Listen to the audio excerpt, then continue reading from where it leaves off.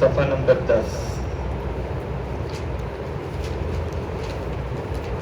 پہلا سپارہ سورۃ البقرہ، صفحہ نمبر 10،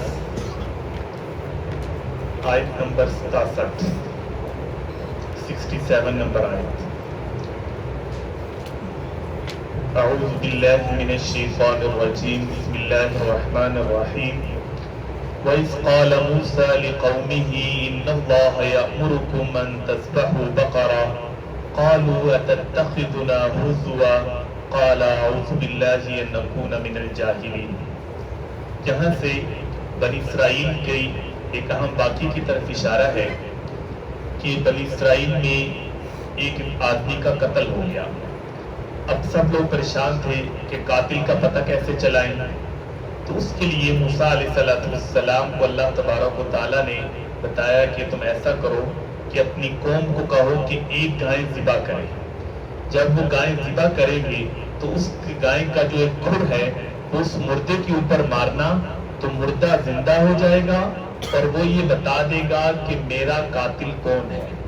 تو موسیٰ علیہ السلام نے اپنی قوم کو یہی کہا کہ تم ایسا کرو کہ اللہ تمہیں حکم دے رہے کہ ایک گائے ذبح کرو. تو قوم نے پہلے تو مذاق اڑایا کہ گائے ذبح کرنے کا قاتل کے پتہ لگنے سے کیا تعلق ہے. اب یہ اللہ کا حکم تھا تو موسیٰ علیہ السلام کو کہنے لگے کہ آپ ہم سے مذاق کر رہے ہو. تو موسیٰ علیہ السلام نے کہا کہ میں اللہ کی پناہ میں آتا ہوں کہ میں اللہ کا حکم سنا رہا ہوں. بڑی مشکل سے پہلے تم کو یہ کنونس کیا کہ آپ لوگ ایک گائے کو ذبح کرو تاکہ آپ کا مسئلہ حل ہو. انہوں نے کہا کہ وہ گائے کیسی ہوگی. جب اللہ نے کہہ دیا گائے ذبح کرو تو کوئی بھی گائے ذبح کر سکتے تھے، لیکن انہوں نے اتنے سوالات کیے. وہ سارے سوالات یہاں پہ موجود ہیں کہ اس سے وہ گائے اتنی مشکل ہو گئی کہ وہ پھر اس علاقے میں صرف ایک گائے تھی جو انہوں نے خود سوالات کر کے اس کو مشکل بنا دیا. کبھی اس کا رنگ پوچھتے ہیں، کبھی اس کی عمر پوچھتے ہیں، کبھی یہ پوچھتے ہیں کہ وہ موٹی ہو یا پتلی ہو. اس طریقے سے انہوں نے اتنا مشکل بنا دیا کہ اب جس بندے کے پاس وہ گائے تھی اس نے اس کے بہت زیادہ دام مہنگے کر دیے. بہرحال انہوں نے پھر وہ گائے خریدی اور اس کو ذبح کیا اور اس کا ایک پایا کاٹ کر اس کو مردے پہ ساتھ لگایا تو مردہ زندہ ہو گیا اللہ کے حکم سے. اور اس نے بتا دیا کہ میرا قاتل کون ہے، اور وہ کہتے ہی وہ دوبارہ مر گیا اور اس کے ذریعے سے اس قاتل کی نشاندہی ہوئی. اور اس کے بعد نبی علیہ السلام جب یہ آیات پڑھا کرتے تھے تو صحابہ کو کہتے تھے کہ تم بھی دین کو مشکل مت بنانا، اللہ نے دین بڑا آسان بنایا ہے تو سوالات کر کر کے دین کو مشکل مت بناؤ. اور ایک اور واقعہ بھی ایسا ہوا کہ نبی علیہ السلام جب اپنا پہلا اور آخری حج کر کے واپس تشریف لے جا رہے تھے تو ایک صحابی نے کہا یا رسول اللہ کیا یہ حج ہم پر ہر سال فرض ہے؟ نبی علیہ السلام نے ان کو دیکھا اور فرمایا کہ اگر میں بول دیتا کہ جی ہاں نام، کیا تمہارے اندر اتنی طاقت تھی کہ سب لوگ ہر سال حج کرتے؟ تو جب یہ کہا نہیں گیا، نماز کہا گیا 5 مرتبہ پڑھنی ہے، روزہ کہا گیا کہ سال میں 1 مرتبہ رکھنے، جب حج کی عبادت ہی جنرلی کہا گیا کہ حج کر لو تو اس کو مشکل کیوں بنا رہے ہو؟ اور اگر میں نام کہہ دیتا تو شاید سارے لوگ اس کی طاقت نہ رکھ سکتے. تو جس چیز کو اللہ نے آسان بنایا ہے سوالات کر کے اس کو مشکل نہ بناؤ. اب اس واقعے کی طرف اشارہ ہے. ان آیات کا ترجمہ دیکھ لیں کہ وَإِذْ قَالَ مُوسَىٰ، جب موسیٰ علیہ السلام نے کہا لِقَوْمِهِ، اپنی قوم سے کیا کہا؟ إِنَّ اللَّهَ يَأْمُرُكُمْ، کہ اللہ تعالیٰ تمہیں حکم دیتے ہیں، ان تذبحوا، کہ تم ذبح کرو، بقرۃ، ایک گائے. اب یہ تنوین کا مطلب ہوتا ہے کوئی بھی ایک گائے تم ذبح کر لو. اب مقصد کیا تھا کہ اس سے قاتل کی نشاندہی ہوگی. اب بنی اسرائیل تو ہر بات کا مذاق اڑاتے تھے. یہود وہ کہنے لگے قالوا، کہنے لگے اتتخذنا ہزوا، کیا آپ ہم سے مذاق کر رہے ہو؟ قال، تو موسیٰ علیہ السلام نے کہا اعوذ باللہ، میں اللہ کی پناہ میں آتا ہوں، ان اکون من الجاہلین، کہ میں جاہل بن جاؤں. میں تو اللہ کا حکم سنا رہا ہوں، میں تم سے مذاق نہیں کر رہا. جب ان کو بتایا کہ یہ اللہ کی طرف سے ایک معجزہ ہوگا، جیسے جو اللہ نے اور بھی بہت سے معجزات عطا کیے ہیں تو یہ بھی ایک معجزہ ہوگا، ان کو جب بات سمجھ میں آئی تو پھر کیا کہتے ہیں؟ قال، تو یہ یہودی بنی اسرائیلی کہنے لگے ادع لنا ربک، چلے پھر اپنے رب سے یہ پوچھ کے بتائیں، یبین لنا، کہ وہ ہمیں بیان کر دے، ما ہیا، کہ اس گائے کی حقیقت کیا ہے، وہ گائے کیسی ہونی چاہیے. قال، اب موسیٰ علیہ السلام نے جب اللہ سے پوچھا تو اللہ تعالیٰ نے ایک جواب دیا کہ قال انہ یقول، تو موسیٰ علیہ السلام نے فرمایا کہ اللہ فرما رہے ہیں انہا بقرۃ، یہ ایک ایسی گائے ہوگی، لا فارض، نہ تو بہت بڑی ہو، ولا بکر، نہ ہی بہت بچی ہو، عوان بین ذالک، دونوں کے درمیان ہو، بہت بڑی بھی نہ ہو اور بہت بچی بھی نہ، بچہ بھی نہ ہو اس کا، ایک درمیانی قسم کی گائے ہونی چاہیے۔ ففعل، بس تم کر گزرو ما تؤمرون، جس کا تمہیں حکم دیا گیا ہے۔ اب جاتے اور ایسی کوئی بھی گائے ذبح کر لیتے، لیکن پھر انہوں نے دین کو مشکل بنایا۔ قالوا، کہنے لگی ادع لنا ربک، کہ موسیٰ علیہ السلام سے کہ اپنے رب سے ذرا ایک اور بات پوچھ کے بتائیں کہ یبین لنا، کہ ہمیں یہ بیان کر دیں ما لونہا، کہ اس کا رنگ کیسا ہونا چاہیے، اس کا کلر کیسا ہو۔ قال، تو موسیٰ علیہ السلام نے فرمایا کہ اللہ کہتے ہیں انہ یقول، اللہ فرما رہے ہیں انہا بقرۃ، کی ایک ایسی گائے ہو، صفراء، جو زرد رنگ کی ہو، فاقع لونہا، اور زردی بہت گہری ہونی چاہیے، تسر الناظرین، جس کو دیکھ کے دیکھنے والے کو اچھا لگے۔ ابھی ان کو اگر یہ پتہ لگ گیا تب بھی جا کے ڈھونڈ سکتے تھے۔ پھر ایک اور سوال کر دیا، قالوا، کہنے لگے ادع لنا ربک، کہ اپنے رب سے ایک اور بات پوچھ کے بتائیں، یبین لنا، کہ وہ ہمیں یہ بیان کر دے کہ ما ہیا، کہ اس کی ساری نشانیاں ہمارے سامنے رکھ دے کہ اس کے اندر کیا کیا خصوصیات ہونی چاہیے۔ ان البقرہ تشابہ علینا، کہ ہمارے اوپر گائیں جو ہے مشتبہ ہوگی، بہت سی گائیں ہمیں ایسی نظر آ رہی ہیں زرد رنگ کی، تو ہمیں اور ذرا واضح کر دیں کہ زرد رنگ کے ساتھ کوئی اور بھی چیز اس میں ہونی چاہیے۔ وَإِنَّا، اور ہم انشاءاللہ لمہتدون، اس بار تو ضرور ہدایت پا لیں گے، ہمیں سمجھ میں آ جائے گی۔ اب موسیٰ علیہ السلام پھر اللہ تعالیٰ کے پاس جاتے ہیں، پھر پوچھ کر آئے تو قال، موسیٰ علیہ السلام کہنے لگے انہ یقول، کہ اللہ تعالیٰ یہ فرما رہے ہیں انہا بقرۃ، یہ ایک ایسی گائے ہے، لا ذلول تثیر الارض، کہ اس نے کبھی زمین میں ہل نہیں چلایا، ولا تسقی الحرث، اور نہ ہی کبھی کھیتی کے لیے پانی سینچا ہے، یعنی کبھی اس نے کوئی کام نہیں کیا، نہ کھیتوں میں کام کیا ہے، نہ کھیتی باڑی میں کام کیا ہے، نہ کنویں کے اوپر جس طرح سے گائے کو استعمال کیا جاتا تھا پانی کھینچنے کے لیے وہ کام بھی نہیں کیا۔ مسلمۃ، بالکل بے عیب ہے، پاک صاف ہے، لا شیاۃ فیہ ہے، اس میں کسی قسم کا نقص نہیں ہونا چاہیے، ایسی کوئی گائے ڈھونڈ کے لاؤ۔ قال، تو کہنے لگے الآن جئت بالحق، اب آپ نے ہمیں صحیح نشانیاں بتائی ہیں۔ تو یوں انہوں نے دین کو اپنے لیے مشکل بنایا، اور اب ایک گائے ان کو ملی جو بہت مہنگے داموں ان کو مل گئی۔ فذبحوها، اب انہوں نے سب پیسے اکٹھے کیے، اس گائے کو خریدا، فذبحوها، اور اس کو ذبح کر دیا۔ وما كادوا يفعلون، اور اللہ فرما رہے ہیں ان سے امید نہیں تھی کہ یہ ذبح کر دیں گے، لیکن پھر انہوں نے یہ کام کیا۔ اور نبی علیہ الصلوۃ والسلام اکثر صحابہ کرام کو قیل قال سے بھی منع کیا کرتے تھے کہ جب میں ایک حکم دوں اس حکم کو کر گزرو، اور کوئی بھی ایسا کام نہ کرو جس سے دین میں مشکلات پیدا ہو، لوگ تنگ پڑ جائیں۔ ایک موقع پہ نبی علیہ الصلوۃ والسلام نے، کیونکہ مدینے میں 6 مسجدیں نبی علیہ السلام نے خود بنوائی تھی، اور 6 صحابہ کی ذمہ داری تھی، ان مساجد میں جا کے نماز پڑھایا کرتے تھے۔ اب ایک صحابی کی نبی علیہ السلام کو کمپلین ملی کہ بہت لمبی لمبی رکعتیں پڑھاتے ہیں۔ اب نبی علیہ السلام کے پاس صحابی مقتدی آ گئے، نبی علیہ السلام نے ان کو بلایا اور سخت ڈانٹا اور کہا کہ لا تکن فتانا، میں نے تمہیں فتنہ پھیلانے کے لیے نہیں بھیجا تھا، میں نے تمہیں نمازیں پڑھانے کے لیے بھیجا تھا۔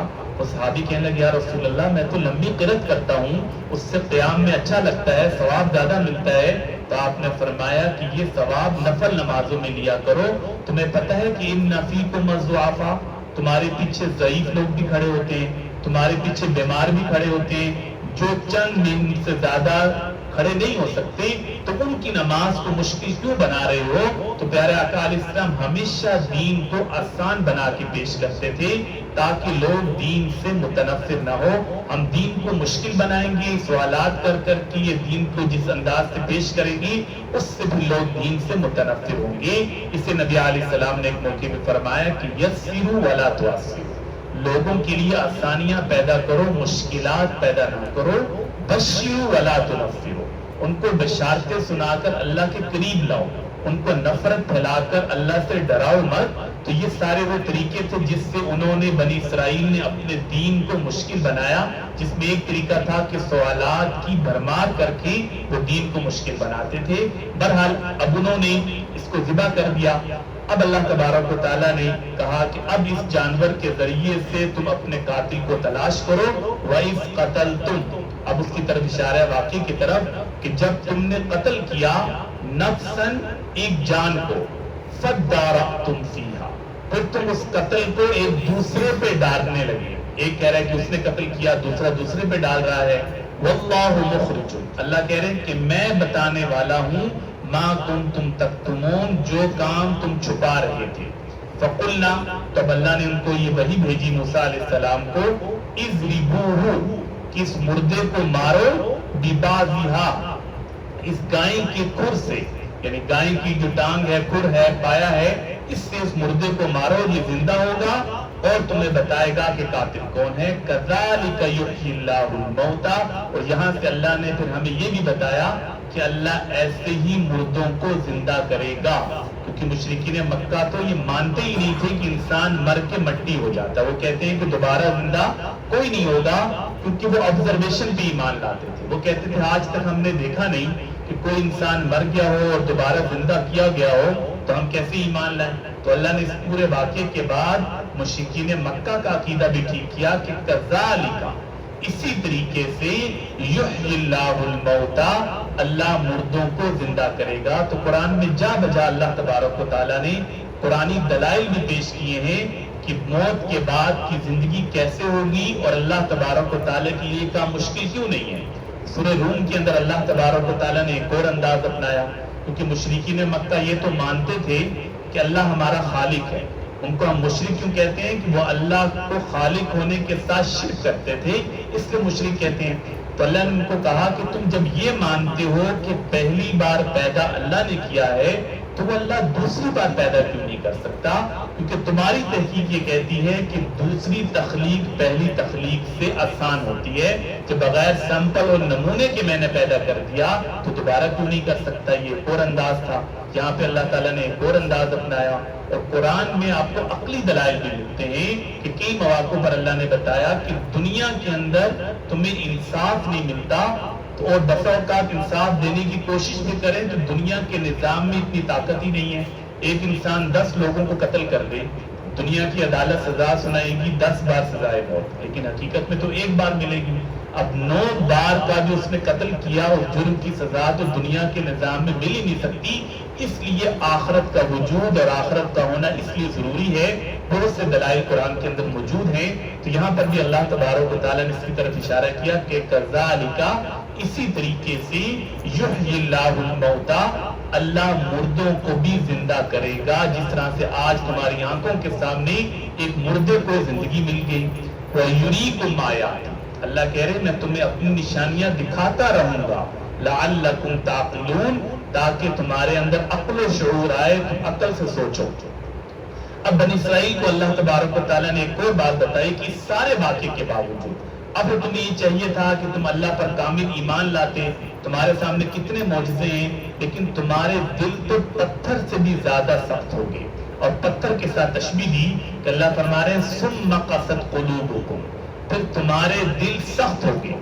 اور دل کا سخت ہو جانا، پیارے آقا علیہ السلام نے فرمایا، یہ اللہ کی طرف سے گناہوں کی نحوست ہے جو دنیا میں ملتی ہے. کہ انسان قرآن پڑھتا ہے، حدیث میں نبی علیہ السلام کی باتیں سنتا ہے، دل پہ اثر ہی نہیں ہوتا، اور دل اتنا سخت ہو جاتا ہے کہ اس کے اوپر کوئی چیز اثر نہیں کرتی. یہ عام طور پر گناہوں کی کثرت سے ہوتا ہے کہ دل انسان کے سخت ہو جائے.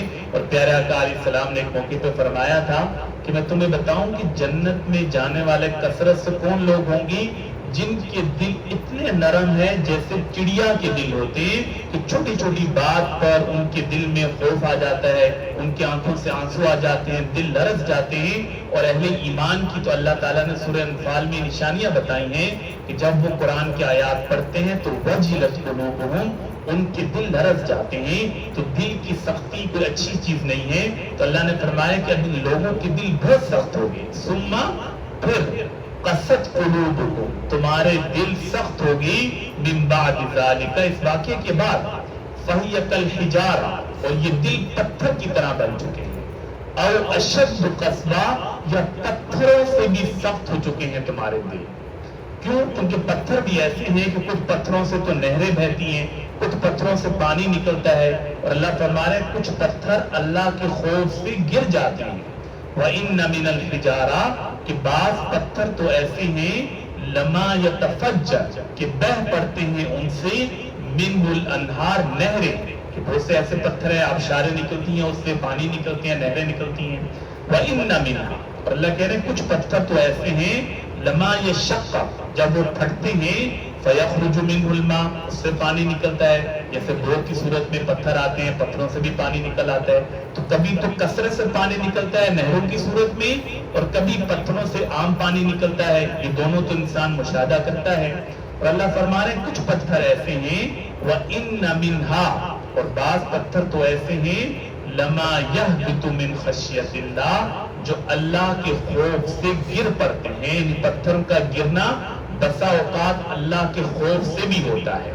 اب ظاہر ہے کہ انسان کو یہ بات سمجھ نہیں آئے گی، کیونکہ ہماری نظر میں تو یہ پتھر جمادات ہیں، اس میں کوئی حس نہیں ہے، اور خوف کے لیے کم سے کم حس کا ہونا تو ضروری ہے، عقل نہ بھی ہو، جیسے جانور ہیں اس میں عقل نہیں ہے لیکن اس کے اندر حس ہے، تو جانور بھی بہت سی چیزوں سے ڈر جاتے ہیں، ایک جانور کو پتا ہے کہ میرا دشمن کیا ہے، وہ دیکھ کے بھاگ جاتا ہے۔ تو خوف کے لیے عقل نہ بھی ہو لیکن حس کا ہونا تو ضروری ہے، لیکن ہمارا مشاہدہ یہ کہتا ہے، اور آج کی ظاہر ہے کہ سائنس بھی یہی بتاتی ہے کہ یہ پتھر جمادات جو ہیں ان میں حس اور ادراک نہیں ہے، لیکن اللہ کا قرآن کیا کہتا ہے سورۃ بنی اسرائیل میں، وَإِن مِّن شَيْءٍ إِلَّا يُسَبِّحُ بِحَمْدِهِ، کہ کائنات کی ہر چیز اللہ کی تسبیح بیان کرتی ہے، وَلَٰكِن لَّا تَفْقَهُونَ تَسْبِيحَهُمْ، لیکن تمہیں سمجھ نہیں آتی کہ وہ تسبیح کیسے بیان کر رہی ہے، اب اس کے اندر کس قسم کی حس ہو سکتی ہے، کیسا ادراک ہو سکتا ہے، یہ انسان کی بس سے باہر کی چیز ہے، لیکن جب قرآن نے یہ کہہ دیا تو ہمیں اس کے اوپر عقیدہ رکھنا ہے کہ بسا اوقات پتھر اللہ کے خوف سے بھی گرتے ہیں، یہ اللہ کا قرآن کہہ رہے ہیں۔ اور آج بھی اگر اس پہ ریسرچ کی جائے کہ پتھروں کے اندر کچھ خصوصیات تو ایسی لوگوں نے ڈھونڈی بھی ہیں، جیسا قرآن کی ایک جگہ پر آتا ہے کہ زمین قیامت کے دن اپنی خبروں کو بیان کرے گی، جس طرح ہمارے یہاں بھی لوگ کہتے ہیں نا کہ دیواروں کے کان ہوتے ہیں، یہ چیزوں کو محفوظ کرتی ہیں۔ آج کچھ چیزوں کو تو سائنس نے بھی آبزرو کیا کہ پتھروں میں یہ اللہ نے اس کی ترقی ہے کہ چیزوں کو محفوظ کر سکتی ہے، کیونکہ ہمارے ہاں جتنا بھی ڈیٹا محفوظ ہوتا ہے، جتنی ہارڈ ڈسک بنتی ہیں، یہ سب چیزیں سلیکون سے بنتی ہیں، اور سلیکون میں سب سے زیادہ ریت استعمال ہوتی ہے، اور یہ ریت پتھروں سے اور دائرہ پہاڑوں سے نکلتی ہے، تو اس سے کم یہ چیز تو ثابت ہوتی ہے کہ پتھروں میں اللہ نے کچھ ایسی چیز رکھی ہے کہ یہ ڈیٹا محفوظ کرتی ہے، کچھ نہ کچھ اس کے خواص اللہ نے رکھے، اور جو وقت گزرتا ہے قرآن کی جو حقیقت ہے وہ لوگوں کے سامنے کھلتی رہتی ہے۔ اگر آپ آج سے 200 سال پہلے دیکھیں تو لوگوں کو قرآن کی بہت سی آیات سمجھ نہیں آتی تھی جو آج سمجھ میں آتی ہیں جب چیزیں انسان کے سامنے واضح ہوتی ہیں۔ تو بہرحال اللہ تبارک و تعالیٰ نے پتھروں کی 3 اقسام بتائی ہیں، اور اشارتاً بتایا کہ بعض لوگ ایسے ہیں کہ جن کے ذریعے سے لوگ بہت فائدہ اٹھاتے ہیں، جیسے کچھ پتھر ایسے ہیں جن سے نہریں بہتی ہیں، بعض لوگ ایسے ہیں کہ جس سے صرف پانی نکلتا ہے، چند لوگ فائدہ اٹھاتے ہیں، اور بعض ایسے ہیں کہ لوگ تو فائدہ نہیں اٹھاتے لیکن کم سے کم ان کے اندر خوف خدا موجود ہوتا ہے۔ تو پتھروں میں بھی یہ 3 قسم ہے، لوگوں میں بھی ایسے لوگ ہوں گے تو کم سے کم ان کے دل زندہ ہیں، لیکن ان کے دل تو پتھروں سے بھی زیادہ سخت ہو گئے ہیں۔ وَمَا اللَّهُ بِغَافِلٍ عَمَّا تَعْمَلُونَ، اور اللہ کہہ رہے ہیں تم جو کچھ بھی کر رہے ہو اللہ تمہاری چیزوں سے غافل نہیں ہے۔ وَمَا اللَّهُ بِغَافِلٍ، اللہ تعالیٰ غافل نہیں ہے، عَمَّا تَعْمَلُونَ، جو کام تم کر رہے ہو۔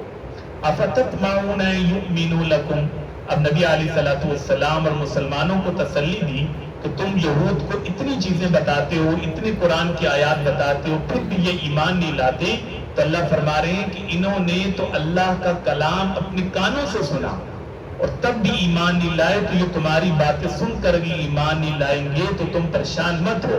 أَفَتَطْمَعُونَ، کیا تم یہ امید رکھتے ہو أَن يُؤْمِنُوا لَكُمْ، کہ یہود ایمان لے کر آئیں گے؟ وَقَدْ كَانَ فَرِيقٌ مِّنْهُمْ، اور ان کا ایک گروہ تو ایسا بھی تھا یسمعون کلام اللہ، جنہوں نے اللہ کا کلام خود سنا تھا۔ اور جس واقعے کی طرف اشارہ ہے، جب موسیٰ علیہ السلام تورات لے کر آئے تو ان کی قوم کہنے لگی کہ ہمیں کیا معلوم کہ یہ تورات آپ نے خود لکھ کے لائے ہیں یا اللہ تعالیٰ نے دی ہے۔ تو انہوں نے کہا کہ کیا کریں؟ انہوں نے کہا جی آپ ہمارے 70 جو ایسے لوگ ہیں جن پر ہمارا اعتماد ہے ان کو لے کر جائیں، اور جب یہ خود اللہ تعالیٰ کا کلام سنیں گے تو تب یہ ہمیں آ کے بتائیں گے تو ہم تورات کو مانیں گے۔ موسیٰ علیہ السلام اس پر بھی مان گئے، 70 لوگوں کو لے کے کوہ طور پہ گئے، وہاں جا کر انہوں نے اللہ کا کلام سنا۔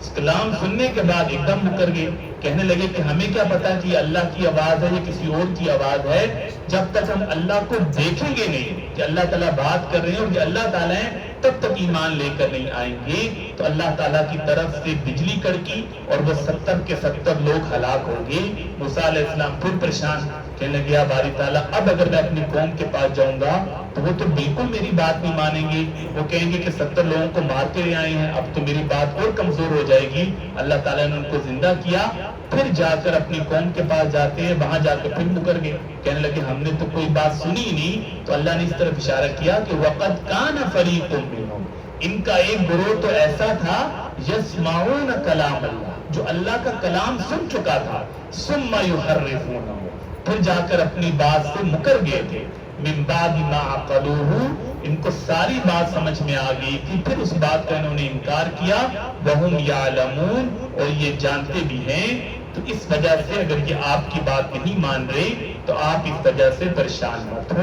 اللہ تبارک و تعالیٰ سے دعا ہے اللہ ہم سب کو قرآن کی سمجھ عطا فرمائے۔ وآخر دعوانا الحمدللہ رب العالمین۔